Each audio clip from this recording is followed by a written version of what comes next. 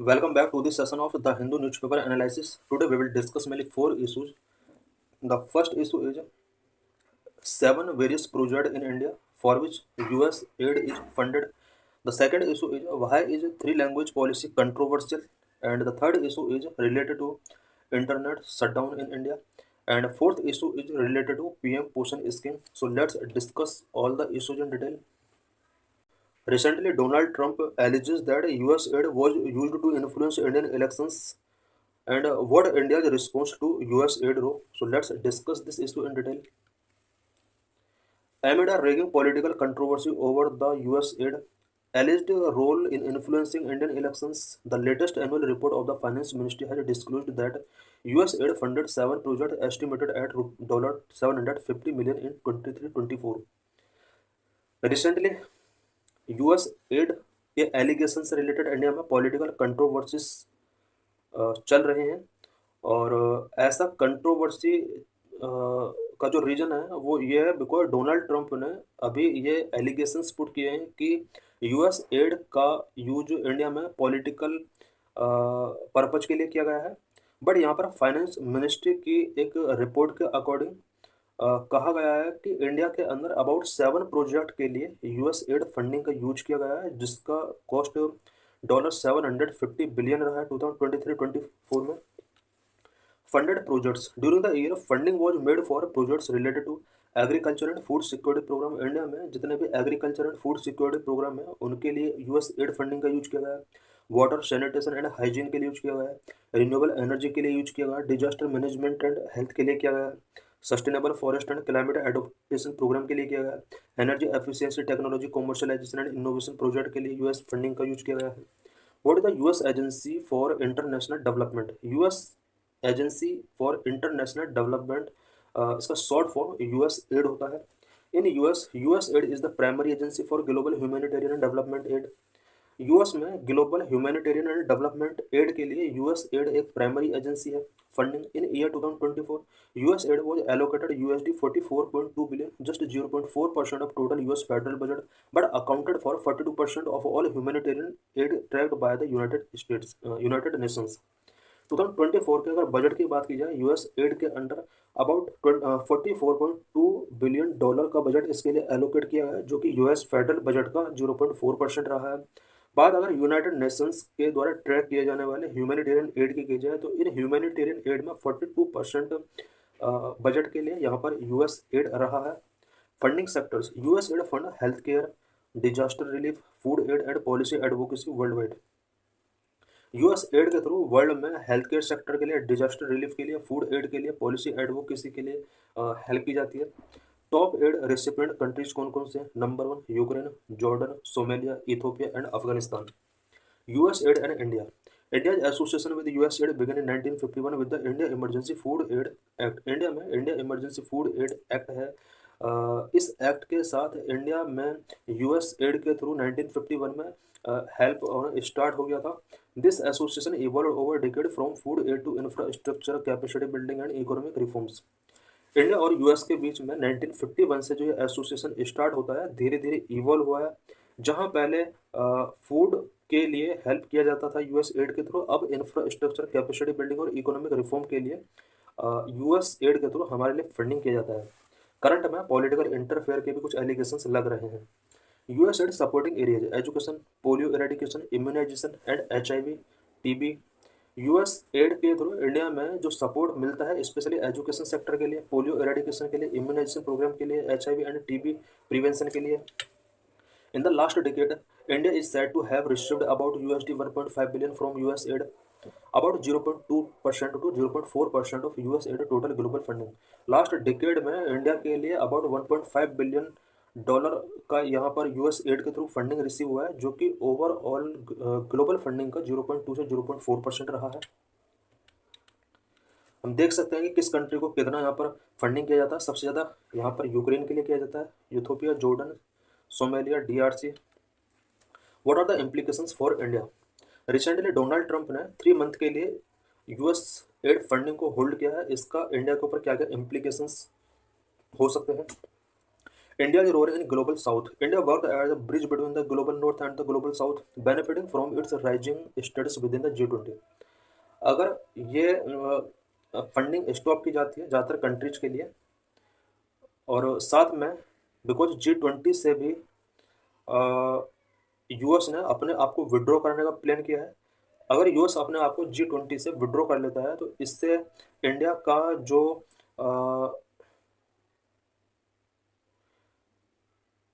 Rise है उस पर इफेक्ट पड़ सकता है, because India global north and global south के बीच में एक ब्रिज का वर्क करता है, और इससे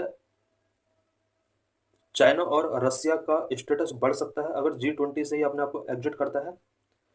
बिकॉज जिस तरह से यहाँ पर फंडिंग ब्लॉक किया गया है डोनाल्ड ट्रंप के द्वारा, इससे ग्लोबली कंट्रीज में बहुत ज़्यादा एफर्ट पड़ सकता है, और कंट्रीज के लिए जो ह्यूमैनिटेरियन एड मिलता था यूएस की तरफ से पुअर कंट्रीज के लिए, अब कहीं ना कहीं इंडिया को इसके लिए इनिशिएटिव्स टेकिंग करने होंगे। Russia and China.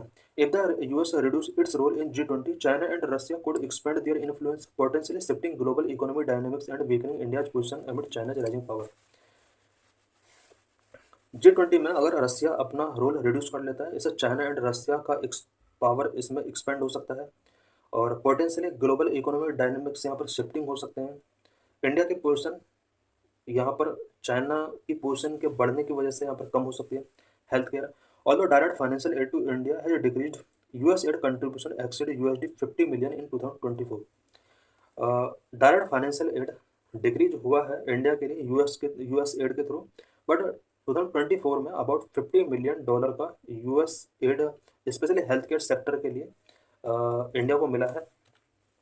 A permanent cut in funding could impede India's vaccination program, infectious disease control, medical infrastructure. Permanent अगर फंडिंग कट हो जाता है तो इसकी वजह से इंडिया में various vaccination program, infectious disease control and medical infrastructure काफ़ी अफेक्टेड हो सकते हैं। How will this impact countries? US aid के थ्रू फंडिंग को जिस तरह से डोनाल्ड ट्रंप के द्वारा होल्ड किया गया है, इसका अदर कंट्रीज पर क्या क्या इफेक्ट पड़ सकता है। The withdrawal of this fund might severely impact the fortunes of various nations as a number of projects will have to be dropped in the light of aid being stopped. Various poor countries के अंदर जो projects चल रहे हैं इस funding के through, specially health से related, nutrition से रिलेटेड, वो स्टॉप हो सकते हैं। This will have an impact not only on the quality of life of the beneficiaries of this scheme but may even pose a danger to life in these nations. इन नेशंस के अंदर life standard, life quality impact हो सकती है। More than 6 million people could die from HIV and AIDS in the next 4 years if Mr. Trump administration pulls its global funding for program. Mr. Trump अगर various programme के लिए global funding को पुल कर लेते हैं तो इसकी वजह से ऐसा एक्सपेक्ट किया जा रहा है कि नेक्स्ट 4 ईयर्स में about 6 million people HIV and AIDS से उनका डेथ हो सकता है। What is 3 language formula under National Education Policy 2020? Why is 3 language formula being opposed by Tamil Nadu? The union government has withheld about 2,152 crore in Samagra Shiksha Fund for Tamil Nadu for refusing to join the PM Shri scheme due to its opposition to implementing the National Education Policy 2020. Union government ने तमिलनाडु के लिए समग्र शिक्षा fund का 2,150 crore rupees का funding यहाँ पर withhold किया हुआ है, because Tamil Nadu state PM Shri scheme को ज्वाइन नहीं कर पा रहा, और ज्वाइन ना करने का जो रीज़न है वो नेशनल एजुकेशन पॉलिसी 2020 का ओपोजिंग करता रहा है। While the state is willing to participate in PM Shri, it rejects the national education policy 3 language formula, preferring its long-standing 2 language policy. Tamil Nadu state PM Shri scheme के अंदर पार्टिसिपेट करना चाहता है, बट नेशनल एजुकेशन पॉलिसी के अंदर 3 language फॉर्मूला है उसको reject करता है, बिकॉज पहले से ही तमिलनाडु के अंदर 2 language पॉलिसी कंटिन्यू चल रही है। Centre wants Tamil Nadu compliance with national education policy, but Tamil Nadu government refuse to yield, calling it blackmail and questioning the constitutional basis of such mandates. Central government चाहती है कि तमिलनाडु नेशनल एजुकेशन पॉलिसी 2020 का compliance करे, but Tamil Nadu government ने इसको apply करने से refuse कर दिया है, और तमिलनाडु गवर्नमेंट ने यहाँ पर सेंट्रल गवर्नमेंट के ऊपर ब्लैकमेल करने के एलिगेशंस लगाया। कॉन्स्टिट्यूशनल बेसिस इसका क्या है, इससे रिलेटेड यहाँ पर सेंट्रल गवर्नमेंट के ऊपर तमिलनाडु गवर्नमेंट ने एलिगेशंस पुट किए हैं। 3 language formula in national education policy 2020। National education policy 2020 में 3 language फॉर्मूला क्या है, इससे रिलेटेड कुछ पॉइंट्स में यहाँ पर डिस्कस करेंगे। National education policy 2020 retain the three language formula which was originally introduce in the 1968 national education policy. Three language formula कोई न्यू फार्मूला नहीं है, बल्कि ये 1968 नेशनल एजुकेशन पॉलिसी कंटिन्यू चला आ रहा है। Earlier policy mandated Hindi across India, but national education policy 2020 provides more flexibility without imposing any specific language on state. Old national education policy जितने भी रहे हैं, हिंदी को ऑल स्टेट के लिए मैंडेट किया हुआ था, बट नेशनल एजुकेशन पॉलिसी 2020 में इस प्रोविजन के लिए कुछ फ्लेक्सिबिलिटी स्टेट्स को प्रोवाइड की गई है, और हिंदी को स्टेट के लिए एक कंपलसरी लैंग्वेज के रूप में इस नेशनल एजुकेशन पॉलिसी में इम्पोज नहीं किया गया है। Language flexibility and choice, new policy allow states, regions and student to choose the three language, ensuring that at least two are native to India. New policy के under state, regions and student के लिए यहाँ पर three language choose करने का option दिया गया है, जिनमें से टू लैंग्वेज इंडियन नेटिव होनी चाहिए। It means non Hindi speaking state are not necessary required to adopt Hindi. Non Hindi speaking state जितने भी हैं, उनके लिए हिंदी को एडॉप्ट करना नेसेसरी नहीं है। Emphasis on bilingual education, new national education policy 2020 promotes bilingual teaching, encouraging instruction in the mother tongue home language along with English। New educational policy 2020 के अंदर बायलैंग्वेज टीचिंग को यहाँ पर प्रमोट किया गया है, साथ ही यहाँ पर mother language, home language along with English को एनकरेज करने के लिए इंस्ट्रक्शंस गिवन किए गए हैं। Role of Sanskrit, the policy provision Sanskrit as an optional language within the three language framework, giving it special emphasis. New policy के अंदर संस्कृत को एक ऑप्शनल लैंग्वेज के तौर पर यहाँ पर प्रोविजन किया गया है। 5 3+3+4 formula in the new education policy. New education policy में 5+3+3+4 फॉर्मूला क्या है? It refer to the new school structure. 5 years of foundational, 5 years यहाँ पर फाउंडेशनल के लिए अलॉट किए गए हैं। 3 years of preparatory, 3 years of middle and 4 years of secondary education. यहाँ पर इस तरह से इसको डिवाइड किया गया है। Opposition to this policy in Tamil Nadu, Tamil Nadu में इस पॉलिसी के अगेंस्ट क्या ओपोजिशन है? Tamil Nadu has a very long history of resisting the imposition of Hindi. Hindi के अगेंस्ट तमिलनाडु ने ओपोज करता रहा है, इसका एक लॉन्ग हिस्ट्री रहा है। In 1937 the justice party oppose the Rajaji lead Madras government attempt to make Hindi compulsory in all school. 1937 में राजाजी लीड मद्रास गवर्नमेंट का जस्टिस पार्टी ने उस टाइम पर इसलिए ओपोज किया था because Rajaji lead Madras government उस टाइम पर मद्रास के ऑल स्कूल्स के लिए हिंदी को कंपलसरी करने वाले थे। इसका जस्टिस पार्टी ने वहां पर ओपोज किया था। Protest lead to the death of 2 activist Natarajan and Thalamuthu and the policy was eventually withdrawn. इस प्रोटेस्ट में अबाउट 2 एक्टिविस्ट का यहाँ पर डेथ हुआ था, उसके बाद ये पॉलिसी विड्रॉ कर ली गई थी। 1965 anti Hindi agitation, violent protest erupted in 1965 in Tamil Nadu against making Hindi the sole official language, resulting in at least 70 death। 1965 में भी वायलेंस प्रोटेस्ट यहाँ पर एरुप्टेड हुए। स्पेशली ये इसलिए एरुप्ट हुए थे बिकॉज हिंदी को 1965 में ऑफिशियल लैंग्वेज के तौर पर यहाँ पर एक्सेप्ट करने के लिए प्रोविजन किए जाने वाले थे। इस प्रोटेस्ट में अबाउट 70 लोगों का डेथ हुआ। The unrest resurfaced in 1968 when the parliament mandated Hindi teaching under the three language formula। 1968 में इंडियन पार्लियामेंट ने हिंदी टीचिंग को थ्री लैंग्वेज फार्मूला के अंडर यहाँ पे मैंडेट करना चाहा, और इस टाइम पर भी यहाँ पर वायलेंट प्रोटेस्ट हुए 1968 में। Dravidian movements stand, in 1968 the DMK government passed the resolution rejecting the three language formula, reinforcing तमिलनाडु's two language policy of Tamil and English। 1968 में DMK गवर्नमेंट ने एक रेजोल्यूशन पास किया जिसमें थ्री लैंग्वेज फार्मूला को reject किया गया, और तमिलनाडु का अपना जो 2 लैंग्वेज पॉलिसी रही है जिसके अंदर तमिल एंड इंग्लिश लैंग्वेज में टीचिंग कराई जाती है, उसको यहाँ पर कंटिन्यू रखा गया। बिकॉज 1968 से यहाँ पर नेशनल एजुकेशन पॉलिसी स्टार्ट हुआ, पार्लियामेंट ने मैंडेट किया था कि हिंदी में भी टीचिंग कराया जाएगा थ्री लैंग्वेज फार्मूला के अंडर, बट यहाँ पर इसके अगेंस्ट इट मीन तमिलनाडु के अंदर एक रेजोल्यूशन इसके अगेंस्ट पास किया जाता है। Since then successive government have opposed any change to this policy, तब से लेकर अब तक सक्सेसिव गवर्नमेंट जितने भी आए हैं थ्री लैंग्वेज फार्मूले का हमेशा ओपोज करते रहे हैं। Recent opposition and policy adjustment, In 2019, strong resistance from Tamil Nadu led to the removal of mandatory Hindi learning from the National Education Policy draft proposed by the Kasturi Ranjan Committee. National education policy 2020 mainly Kasturi Ranjan committee के द्वारा propose की गई है। इसमें 3 language फॉर्मूले के अंदर जो हिंदी लर्निंग यहाँ पर मैंडेटरी किया गया है, इसको तमिलनाडु लीड गवर्नमेंट ने भी यहाँ पर स्ट्रॉन्ग रेजिस्टेंस 2019 में शो किए हैं। State continue to uphold its 2 language system resisting any attempts to introduce Hindi in school. Tamil Nadu state अभी भी 2 लैंग्वेज सिस्टम को अपहोल्ड किया हुआ है और हिंदी को स्कूल्स में इंट्रोड्यूस करने के अटेम्प्ट का हमेशा रजिस्ट करता रहा है। Pursued imposition of Hindi. Activists and political parties in Tamil Nadu see the 3 language policy as a covert attempt to impose Hindi. Tamil Nadu के अंदर एक्टिविस्ट एंड पॉलिटिकल पार्टीज ने 3 लैंग्वेज फॉर्मूले को एक हिंदी को इम्पोज करने के लिए कोवर्ट अटेम्प्ट माना है।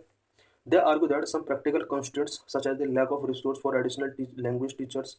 तमिलनाडु स्टेट ने आर्ग्यू किया है कि कुछ प्रैक्टिकल कंस्ट्रेंट्स हैं such as additional language teachers से रिलेटेड रिसोर्स का उनके पास लैग है। इट मीन्स उनके पास एडिशनल हिंदी लैंग्वेज को पढ़ाने के लिए टीचर के लिए फंडिंग नहीं है। Government actions fuelling suspicion. The union governments promotion of Hindi including ₹50 crore allocation 2019 for appointing Hindi teachers in non Hindi speaking state has reinforced various concern. Union government ने हिंदी को प्रमोट किया है। प्रमोट करने के लिए कुछ स्कीम ये नॉन हिंदी स्पीकिंग स्टेट के लिए प्रोवाइड कर रहे हैं। Such as Hindi teacher appoint अगर नॉन हिंदी स्पीकिंग स्टेट करते हैं तो उसके लिए एडिशनल ₹50 करोड़ का एलोकेशन किया जाएगा। ऐसा 2019 में इसने स्टार्ट किया था। Critics point out the lack of similar efforts to promote south Indian language in northern school, Kendriya Vidyalaya और नवोदय विद्यालय। क्रिटिक्स का ये भी कहना है कि जिस तरह से हिंदी लैंग्वेज को सदर्न स्टेट के ऊपर इम्पोज किया जा रहा है, क्या नॉर्थन स्कूल के अंदर साउथ की लैंग्वेज को प्रमोट करने के लिए इस टाइप के कुछ इनिशिएटिव्स गवर्नमेंट ने किए हैं? केंद्रीय विद्यालय नवोदय विद्यालय में क्या साउथ की लैंग्वेज पढ़ाई जा रही है? ऐसा गवर्नमेंट नहीं कर रही है, जबकि नॉर्थ की हिंदी लैंग्वेज को साउथ इंडियन स्टेट्स पर इम्पोज किया जा रहा है। Is internet long shutdown legal in India? In this article, we will discuss about legality of internet shutdown and why India is capital of internet shutdown in the world. So let's discuss the issue in detail. On January 30, 2020, in the case of Anuradha Bhasan versus Union of India, the Supreme Court of India held that access to information via the internet is the fundamental right under the Indian Constitution. जनवरी 10, 2020 को अनुराधा भासन versus union of India case में supreme court ने कहा information विया internet के through information gate करने का constitution के अंदर फंडामेंटल राइट लोगों को मिला हुआ है। Top court also ruled that any restriction on internet access by the government must be temporary, limited in scope, lawful, necessary and proportionate. Supreme court ने कहा कि इंटरनेट पर अगर गवर्नमेंट रेस्ट्रिक्शंस लगाती है तो ये रेस्ट्रिक्शंस टेम्परेरी होने चाहिए, लिमिटेड होने चाहिए, लॉफुल होने चाहिए, नेसेसरी एंड प्रोपोर्शनेट होने चाहिए। Supreme Court also reiterated that the government's order restricting internet access are subject to review by the court. Supreme court ने कहा कि गवर्नमेंट के द्वारा इंटरनेट शटडाउन से रिलेटेड जो भी एक्शंस टेकिंग किए जाते हैं वो कोर्ट के रिव्यू के अंडर आएंगे। The expectations was that this decision would limit the instances of internet suspension to only those exceptional situations where there is public emergency or a threat to public safety. But India saw more instances of internet shutdown than the year preceding it. Supreme court के इस 2020 decision के बाद ऐसा लग रहा था कि internet shutdown instances India में कम हो जाएंगे, बट इस डिसीजन के बाद इंडिया में बहुत बार इंटरनेट शटडाउन इंडिया के वेरियस स्टेट के अंदर सेंट्रल गवर्नमेंट के द्वारा किए गए हैं। India's internet restrictions also accounted for more than 70% of the total loss of the global economy in 2020. Also, India remains infamous as the internet shutdown capital of the world. पूरे world में internet shutdown या restriction की वजह से जितना economy loss होता है, 2022 में ओवरऑल लॉस का 70% लॉस इंडिया के अंदर हुआ है। यही वजह है कि इंडिया को internet shutdown capital of the world कहा जाता है। Is internet long shutdown legal? क्या इंडिया के अंदर इंटरनेट शटडाउन होता है लॉन्ग टाइम के लिए, क्या ये लीगल है? In Anuradha Bhasan versus Union of India, the Supreme Court of India ruled that an indefinite suspension of internet services would be illegal under Indian law and that order for internet shutdown must satisfy the test of necessity and proportionality. Anuradha बासन versus union of India में supreme court ने कहा कि internet suspension अगर इनडिफाइनेट time के लिए किया जाता है तो ये इंडियन लॉ के अंडर इलीगल है और इस तरह का जो भी शटडाउन किया जाता है इंडिया के अंदर वो नेसेसिटी एंड प्रोपोर्शनिटी का जो टेस्ट हो उसको सेटिस्फाई करना चाहिए। It means term and condition जो भी है शटडाउन के लिए वो फॉलो की जानी चाहिए सेंट्रल गवर्नमेंट के द्वारा। Shutdown should be exercised only in the situations that require exceptional control and surveillance. Shutdown तभी किया जाना चाहिए जब exceptional control and surveillance require होगा। Shutdown needs to be temporary, limited in scope, lawful and proportionate. Supreme court ने कहा कि shutdown जो भी होगा वो टेम्परेरी होना चाहिए, लिमिटेड होना चाहिए, लॉफुल होना चाहिए, प्रोपोर्शनेट होना चाहिए। Rules for internet shutdown in India. India में इंटरनेट शटडाउन से रिलेटेड क्या क्या रूल्स हैं? The information technology act of 2000 allow for website blocking to maintain the sovereignty and integrity of India और defence of the country. Information and technology act which is also known as IT act 2000, ये act allow करता है कि किसी भी website को country की sovereignty, integrity and defence को मेंटेन करने के लिए पर्टिकुलर वेबसाइट को ब्लॉक किया जा सकता है अगर उस वेबसाइट से कंट्री की सॉवरेनिटी थ्रेट होती है, इंटीग्रिटी थ्रेट होती है, डिफेंस ऑफ कंट्री को कोई अगर हार्म होता है। Temporary suspense of telegram services, public emergency और public safety rule 2017 notified under the Indian telegraph act 1985। Indian telegraph act 1885 के अंदर temporary suspension of telegram services rule 2017 यहाँ पर नोटिफाई किए गए। 2017 rules provide for a temporary shutdown of telecom services in a region for up to 15 days at once. Temporary suspension of telegram service rules 2017 के अंदर ये provision किया गया है कि टेम्परेरी शटडाउन टेलीकॉम सर्विसेज का पर्टिकुलर रीजन के अंदर किया जाता है, उसके अंदर मैक्सिमम 5 days वन टाइम में 15 days के लिए ही यहाँ पर सस्पेंशन किया जा सकता है। What are the reasons for internet shutdown in India? India में इंटरनेट शटडाउन वेरियस रीजन्स में क्यों किया जाता है, उसके क्या क्या रीजन्स हो सकते हैं? Internet shutdowns are impose for various reasons including number 1 communal tension, अगर किसी स्टेट के अंदर शो हो रहे हैं। Number 2 protest. Number 3 prevention of cheating during exams, religious processions and as a preventive और reactive measures for specific event. इन पर्पज के लिए मेनली इंडिया के अंदर इंटरनेट शटडाउन किया जाता है। Effect of internet shutdown in India. India में इंटरनेट शटडाउन की वजह से क्या क्या इफेक्ट हो सकते हैं? Number 1 breaches the fundamental right, loss of productivity, telemedicine services get halted, impact on student, food delivery affected. Number one, breaches the fundamental rights. Imposition of an internet shutdown breaches the fundamental right. Supreme court ने 2020 में कहा था कि fundamental internet के through information gate करना citizen का fundamental right है, और इस तरह से अगर किसी पर्टिकुलर रीजन के अंदर शटडाउन किया जाता है इंटरनेट का तो कहीं ना कहीं इससे पीपल का जो फंडामेंटल राइट है वो हार्म होते हैं, ब्रीच होते हैं। Number 2, loss of productivity. Those who are working over the internet are not able to work, which leads to a loss of productivity. जो people वर्किंग के लिए इंटरनेट पर डिपेंड है, शटडाउन के केस में उनका वर्किंग कैपेसिटी लॉस होता है। Number 3, assist to telemedicine services get halted. Telemedicine services internet shutdown की वजह से हॉल्ट होती है।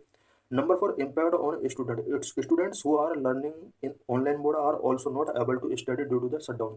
शटडाउन की वजह से उन स्टूडेंट के ऊपर एफर्ट पड़ता है जो ऑनलाइन मोड में स्टडी करते हैं। Food delivery affected. Those who are dependent on food delivery apps for their food are not able to have their meals. कुछ पीपल जो फूड के लिए फूड डिलीवरी एप्स पर डिपेंड है, उन्हें टाइमली फूड नहीं मिल पाता है। What is PM Poshan scheme? In this article, we will discuss the status of a PM Poshan scheme and what are various provisions under this scheme. So let's discuss the issue in detail. The center has announced that it will bear the additional cost on food material cost under the centrally sponsored PM Poshan scheme. Central government ने announce किया है कि PM Poshan scheme जो कि centrally sponsored scheme है, इसके अंदर आने वाले फूड मटेरियल का कॉस्ट, एडिशनल कॉस्ट जो भी होगा स्टेट्स का, वो अब सेंट्रल गवर्नमेंट उसको बियर करेगा। Under the scheme 1 hot cooked meal is served to 11.70 crore student studying in Bal Vatika and class 1 to 8 10.24 lakh student and government aided school. PM Poshan scheme के under student को हॉट कुक्ड मील सर्व किया जाता है। About 11.70 crore student जो कि बाल वाटिका schools के अंदर स्टडी कर रहे हैं and additional 10.24 lakh government and government aided school के अंदर 1 to 8th क्लास के स्टूडेंट्स के लिए इस स्कीम के under hot cooked meal provide कराया जाता है। Each Balavatika and primary school student is eligible for 20 gram of pulses, 50 gram of vegetables and 5 gram of oil. Each बाल Vatika and primary school student के लिए ये प्रोविजन किया गया है कि उसके लिए 20 gram of pulses, 50 gram of vegetable and 5 gram of oil provide किया जाना चाहिए. Similarly, each upper primary student is eligible for 30 gram of pulses, 50 gram of vegetable and 7 gram of oil. Upper primary student के लिए provision किया गया है कि per day at least उसको 30 gram of pulses, 50 gram of vegetable and 7 gram oil उसको मिलना चाहिए. What is PM Poshan scheme? PM Poshan scheme क्या है, इससे रिलेटेड कुछ इंपॉर्टेंट पॉइंट्स हम डिस्कस करेंगे. In September 2021 the union cabinet approved the Pradhan Mantri Poshan Shakti Nirman और PM Poshan for providing one hot cooked meal in government and government aided school. सितंबर 2021 में यूनियन कैबिनेट ने प्रधानमंत्री पोषण शक्ति निर्माण और पीएम पोषण स्कीम लॉन्च किया और इस स्कीम के under government and government aided school के लिए हॉट कुक्ड मील स्टूडेंट को प्रोवाइड कराया जाता है. Financial outlay of ₹1.31 trillion was decided. PM Poshan scheme के लिए गवर्नमेंट ने अबाउट 1.31 ट्रिलियन रुपीज का यहाँ पर बजट एलोकेट किया. The scheme replace the mid day meal scheme. इससे पहले इंडिया के अंदर mid day meal scheme running में थी, उसको रिप्लेस करके पीएम पोषण स्कीम इम्प्लीमेंट किया गया है. It has been launched for an initial period of 5 years 2021 to 2025. Initial 5 year it means about 2021 से 2025 के लिए इस स्कीम को लॉन्च किया गया. 5 year के लिए इसको स्टार्टिंग में लॉन्च किया गया है. What are the features of PM Poshan scheme? PM Poshan scheme के क्या क्या फीचर्स हैं, इसमें हम इस स्कीम का कवरेज के बारे में पढ़ेंगे. न्यूट्रिशनल गाइडेंस की किस तरह से इसमें प्रोविजन किया गया है, सप्लीमेंट्री न्यूट्रिशन का प्रोविजन कैसे किया गया, तिथि भोज कंसेप्ट क्या है, डायरेक्ट बेनिफिट ट्रांसफर किस तरह से इस स्कीम के साथ ऐड किया गया है, न्यूट्रिशनल एक्सपर्ट का किस तरह से स्कूल के अंदर प्रोविजन किया गया है, सोशल ऑडिट ऑफ स्कीम से रिलेटेड क्या क्या प्रोविजन किए गए हैं. Coverage. PM Poshan cover pre primary school student of Balvatika children in the 3 to 5 years एज, primary 1 to 5 and upper primary school children. PM Poshan scheme के अंदर प्री प्राइमरी लेवल, स्पेशली जो बाल विकास स्कूल के अंदर प्री प्राइमरी लेवल के स्टूडेंट हैं जिनका एज 3 to 5 years है, उन्हें इस स्कीम के अंडर कवर किया गया है. साथ ही प्राइमरी 1 to 5 years के जितने भी स्टूडेंट हैं उन्हें यहाँ पर इंक्लूड किया गया है. And upper primary 6 to 8 school children, यहाँ पर एक क्लास के हिसाब से गिवन किया गया है. 6 to 8 जिन्हें हम अपर प्राइमरी कैटेगरी में रखते हैं, 1 to 5 जिन्हें हम प्राइमरी कैटेगरी में रखते हैं, एंड बाकी इससे पहले जो भी चिल्ड्रन आ जाते हैं वो प्री प्राइमरी कैटेगरी में आ जाते हैं. तो इन सभी के लिए पीएम पोषण स्कीम को कवर किया गया है. This student are currently entitled to 100 gram and 150 gram of food grain per working day each to ensure minimum of 700 calorie. इन स्टूडेंट के लिए करंट में एक राइट दिया गया है कि पर डे इन्हें 100 gram and 100 gram of food grain मिलना चाहिए. It means about 700 calorie minimum इनके लिए पर डे प्रोविजन किया गया है. Nutritional gardens. Use of locally grown nutritional food items will be encouraged from school nutrition gardens for boosting the local economic growth. Local economic growth को boost करने के लिए इस स्कीम के अंडर स्कूल न्यूट्रिशन गार्डन का provision किया गया है. इसके under locally grown nutritional food items को स्टूडेंट को प्रोवाइड कराया जाएगा.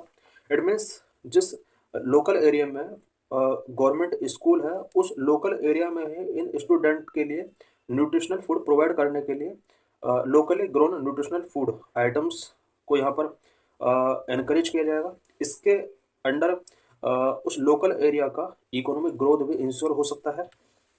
It will involve farmers, producer organisations and women self help organisation in the implementation of the scheme. PM Poshan scheme के इम्प्लीमेंटेशन के लिए और इसके अंडर स्कूल न्यूट्रिशनल गार्डन के अंदर farmer producer organisations and women self help group को यहाँ पर इसके साथ कनेक्ट किया जाएगा. Supplementary nutrition. PM Poshan scheme has a provision for supplementary nutrition for children in aspirational districts and those with high prevalence of anaemia. कुछ ऐसे districts जहाँ पर बहुत ज़्यादा न्यूट्रिशन से रिलेटेड प्रॉब्लम है या एनीमिया का बहुत ज़्यादा प्रिविलेंस है, उन स्टेट या उन डिस्ट्रिक्ट के अंदर पीएम पोषण स्कीम के अंडर सप्लीमेंट्री न्यूट्रिशन का प्रोविजन किया गया है. इट मीन्स यहाँ पर सेंट्रल गवर्नमेंट के लिए एडिशनल फंडिंग इन स्टेट्स के लिए या इन डिस्ट्रिक्ट के लिए किया जा सकता है. Center provide fund for wheat, rice, pulses, and vegetable. If a state decide to add any component like milk or egg to the menu, the center bear the additional cost. Now that restriction has been lifted. Central government को nutrition purpose के लिए specially PM Poshan scheme के under wheat, rice, pulses and vegetable के लिए fund provide करना होता है। But अगर कोई स्टेट डिसाइड करता है कि वो अपने मेन्यू में मिल्क और एग्स ऐड करना चाहता है, तो इसके लिए सेंट्रल गवर्नमेंट को एडिशनल फंडिंग रिलीज करना होगा पर्टिकुलर स्टेट के लिए। Now that restriction has been lifted. पहले रेस्ट्रिक्शन था कि अगर कोई स्टेट कॉम्प्लीमेंट्री आइटम्स ऐड करना चाहता है उसके लिए सेंट्रल गवर्नमेंट फंडिंग नहीं करता था, बट अब ये रेस्ट्रिक्शंस यहाँ से लिफ्ट कर दिए गए हैं। तिथि Bhoj concept. Tithi Bhoj is a community participation program in which people provide special food to children on special festivals occasion. Tithi Bhoj community participation program PM Poshan scheme के अंडर तिथि भोज कंसेप्ट यहाँ पर रखा गया है, जिसके अंडर इट मीन्स यहाँ पर तिथि भोज जो कि एक कम्युनिटी पार्टिसिपेशन प्रोग्राम है। इस प्रोग्राम के अंडर स्पेशल फेस्टिवल्स या ओकेजन्स पर पीपल के द्वारा चिल्ड्रन के लिए स्पेशल फूड प्रोवाइड कराया जाता है। इस कंसेप्ट को भी इसके साथ ऐड किया गया है। Direct benefit transfer. The concept the centre has directed all state and the UTs to switch to direct benefit transfer system for providing compensation to the helpers and cooks working under the scheme. Central government ने और state and UTs को direct किया है कि PM Poshan scheme के साथ जितने भी वर्किंग हेल्पर्स हैं या कुक्स हैं, इनके लिए जो भी ट्रांसफ़र किया जाएगा, सैलरी वगैरह जो भी इनके लिए ट्रांसफ़र किया जाएगा, वो डायरेक्ट बेनिफिट ट्रांसफ़र के थ्रू ट्रांसफ़र किए जाने चाहिए। This is to ensure no leakage at the level of district administration and other authorities. ऐसा इसलिए किया गया है ताकि डिस्ट्रिक्ट एडमिनिस्ट्रेशन या फिर अदर अथॉरिटीज लेवल पर किसी भी टाइप का लीकेज होने की पॉसिबिलिटी जीरो हो जाए। Nutrition expert. A nutrition expert will be appointed in each school whose responsibility is to address body mass index, weight and hemoglobin level of the student. Each school के अंदर एक nutritional expert होगा जो कि student के body mass index, weight and haemoglobin level से related issues को address करेगा। Social audit of the scheme. A social audit of the PM Poshan scheme has also been mandated for each school in each state to study the implementation of the scheme. Scheme के implementation को study करने के लिए each state के अंदर each school में PM Poshan scheme का social audit यहाँ पर मैंडेट किया गया है। What is the need for introducing millets. Millets का यहाँ पर जो इंट्रोड्यूस करना पड़ा, इट मीन्स इस न्यूट्रिशन स्कीम के अंदर मिलेट्स को कंपलसरी क्यों किया गया। Number 1, malnutrition and anaemia among children. India के अंदर चिल्ड्रन में मेल न्यूट्रिशन एंड एनीमिया से रिलेटेड बहुत बड़ी प्रॉब्लम है। ग्लोबल न्यूट्रिशन रिपोर्ट 2021 से रिलेटेड हम कुछ पॉइंट्स यहाँ पर डिस्कस करेंगे। ह्यूमन कैपिटल इंडेक्स के बारे में हम कुछ पॉइंट्स डिस्कस करेंगे। Number 1, malnutrition and anaemia among children. According to the national family health survey 5, India has high level of stunting despite marginal improvement over the years. National family health survey NFHS 5 के according India में high level of stunting है। It means improvement कुछ हुआ है last कुछ years में, उसके बाद भी हमारे कंट्री के अंदर स्टंटिंग लेवल काफ़ी हाई है। In 2019-21 35.5% of children below 5 years were stunted and 32.1% were underweight. 2019-21 के अकॉर्डिंग इंडिया में अबाउट 35.5% चिल्ड्रन स्टंटेड थे, स्पेशली यहाँ पर बिलो 5 years एज वाले चिल्ड्रन की बात की जा रही है, and 32.1% were underweight. Global nutrition report 2021, according to the global nutrition report 2021, India has made no progress on anaemia and childhood wasting. Global nutrition report 2021 के अकॉर्डिंग इंडिया में anaemia and childhood wasting से related किसी भी type का यहाँ पर progress नहीं हुआ है। More than 17% of Indian children under 5 years of age are affected due to childhood wasting. Childhood wasting से अफेक्ट होने वाले चिल्ड्रन का जो नंबर है इंडिया के अंदर वो अबाउट 17%। इट मीन्स 17% बच्चे अभी भी चाइल्डहुड वास्टिंग से अफेक्ट हो रहे हैं इंडिया के अंदर। The data in national family health survey 2019-21 show the highest spike in anaemia among children aged 6 to 59 months was 67.1% in National Family Health Survey 5 from 58.6% in National Family Health Survey 4. National family health सर्वे 2019-21 के according India में anaemia से related जो problem है children के अंदर, in children का number बड़ा है नेशनल फैमिली हेल्थ सर्वे 4 में, जहां 58.6% चिल्ड्रन एनीमिया अफेक्टेड थे, वहीं नेशनल फैमिली हेल्थ सर्वे 5 में 67.1% चिल्ड्रन एनीमिया से अफेक्टेड रहे हैं। ये 6 मंथ से 59 months, it mean about 5 year तक के चिल्ड्रन का डाटा है। Human capital index, India rank 116 out of 174 country on the human capital index release by world bank. Human capital index जो कि वर्ल्ड बैंक के द्वारा रिलीज किया जाता है। ह्यूमन कैपिटल इंडेक्स में इंडिया का रैंक 174 कंट्रीज में से 116 रहा है। Human capital consist of the knowledge, skills and health that people accumulate over their life. Human capital knowledge, skill and health facilities को यहाँ पर कंसिस्ट करता है जो कि किसी पर्सन ने अपनी लाइफ में एक्यूमुलेट किया है। What are other related initiatives related nutrition, nutrition से रिलेटेड अदर गवर्नमेंट के क्या क्या इनिशिएटिव्स रहे हैं। नंबर 1 पीएम पोषण अभियान, नंबर 2 एनीमिया मुक्त भारत अभियान, number 3 the national food security act 2013 and number 4 प्रधानमंत्री मातृ वंदना योजना।